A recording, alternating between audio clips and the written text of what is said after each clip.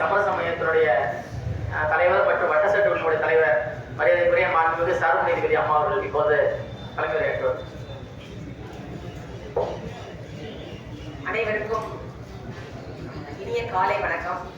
நேரமின்மை கருதி ஒரு சில வார்த்தைகள் மட்டும் உங்ககிட்ட பகிர்ந்துக்க விரும்புகிறேன். இன்னைக்கு எல்லாருமே பேசின வழக்கறிஞர்கள் எல்லாரும் உங்களுக்கு நல்ல விதமா இதை எப்படி எடுத்து சொல்றதுன்றதை எல்லாத்தையும் நல்லா சொல்றாங்க. அதுல முக்கியமான விஷயம், ரொம்ப ஹைலைட் பண்ற விஷயம் என்னன்னா, செலவு இல்லை, நேரம் ரொம்பயுமே குறைவாக இதுல தீர்வு கிடைக்கும். சார் சொன்ன மாதிரி கட்ட பஞ்சாயத்து அந்த காலத்துல நடந்தது, அது உண்மைதான். பட் ஆனா அந்த காலத்துல நடக்கும்போது அந்த கட்ட பஞ்சாயத்து ஊர் தலைவர்கள் என்ன சொல்லுவாங்கன்னா, இதுதான் முடிவு அப்படின்னு சொல்லுவாங்க. பட் இங்க அப்படி கிடையாது. நீங்க 2 பேரும் என்ன முடிவு எடுக்கிறீங்களோ அதுதான் முடிவு. இந்த 2 பேரும் வழக்கு தரப்பினர்கள் வர்றீங்க அப்படின்னா 2 பேருக்கும் உண்மையிலே சொத்து தகராறு இருக்கும். ஆனா பேசி தீர்த்துக்கிறதுக்கு ஒரு நபர் மத்தியஸ்தர் நமக்கு இருந்தா நல்லா இருக்குமே நினைப்பீங்க. அந்த மத்தியஸ்தர் தான் இந்த சமரச மையத்துல இருக்கிற மத்தியஸ்தர்கள். அவங்க உங்களுக்கு வழிகாட்டுவாங்களே தவிர்த்து அவங்க முடிவு சொல்ல மாட்டாங்க, அவங்க முடிவு உங்களுக்கு எடுக்க மாட்டாங்க. நீங்க 2 பேரும் சேர்ந்துதான் முடிவு எடுக்கணும்.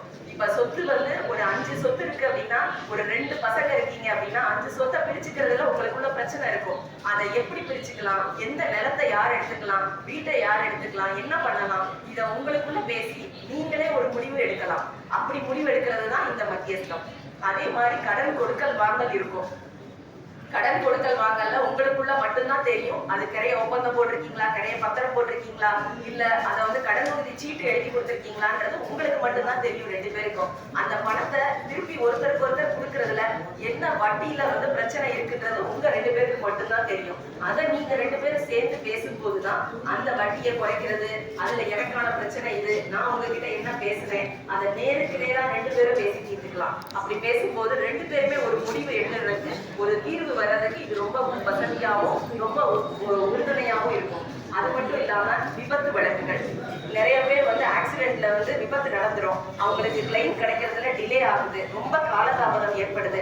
அதை கொடுக்குற இன்சூரன்ஸ் கம்பெனியோ இல்ல யார் எதிர்பார்ட்டியோ அவங்க நேர்ல உட்கார்ந்து பேசி, எனக்கு இந்த மாதிரி பிரச்சனையை நேரடியா கண்ணில் பார்க்கும்போது மனசுல கோர்ட்ல சொல்றதை விட அந்த நபரே மனது இறங்கி ஓகே உங்களுக்கு இவ்வளவு அமௌண்ட் கொடுக்கலாம்னு சொல்லி ஒரு தீர்வுக்கு வரலாம். ஸோ இந்த மாதிரி 2 பேரும் சேர்ந்து சமரசம் பேசிக்கிறது தான்.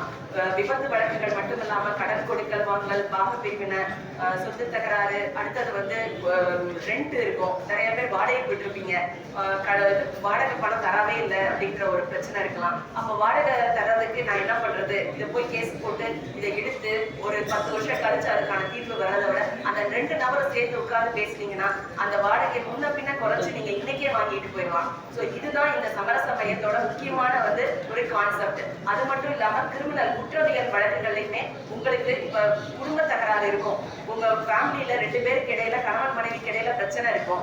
அப்ப உடனே என்ன பண்ணுவீங்கன்னா, இதை உடனே தீர்க்கிறதுக்கு யாருமே நமக்கு முன் வரலைன்னா உடனே கோர்ட்ல டைவர்ஸ் போடுங்க. ஒருத்தர் டைவர்ஸ் போடுவாங்க, எனக்கு விவாகரத்து வேணும்னு. ஒருத்தர் என்ன பண்ணுவாங்கன்னா, எனக்கு சேர்ந்து வாழணும்வாங்க. அப்ப 2 பேருக்கு இடையில ஒரு கான்ஃபிளிக்ட், ஒரு கருத்து முரண்பாடு இருந்துகிட்டே இருக்கும். அந்த கருத்து முரண்பாடுகளை தீர்க்கிறதுக்கு இந்த மத்தியஸ்தம் உங்களுக்கு ரொம்பவே உபயோகமா இருக்கும். உட்கார்ந்து பேசுனீங்கன்னா உங்க 2 பேருக்கு இடையில என்ன பிரச்சனை, ஒண்ணு சரி பண்ண முடியும், இல்ல சரி பண்ணவே முடியாது.